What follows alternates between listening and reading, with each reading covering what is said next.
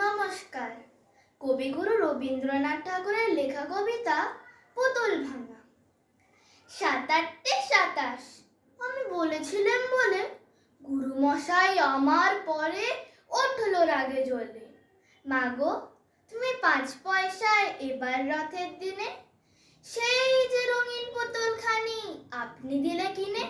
খাতার নিচে ছিল ঢাকা, দেখালে এক ছেলে। গুরুমশাই রেগে মেগে ভেঙে দিলেন ফেলে। বললেন, তোর দিন রাতে কেবল যত খেলা, একটুও তোর মন বসে না পড়াশোনার বেলা।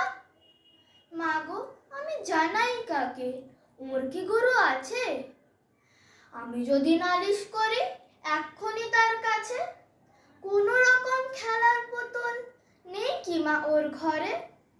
সত্যি কি ওর একটু মন নেই পুতুলের পরে? সকাল সাজে তাদের নিয়ে করতে গিয়ে খেলা, কোনো পড়ায় করেন নাকি কোনো রকম হেলা?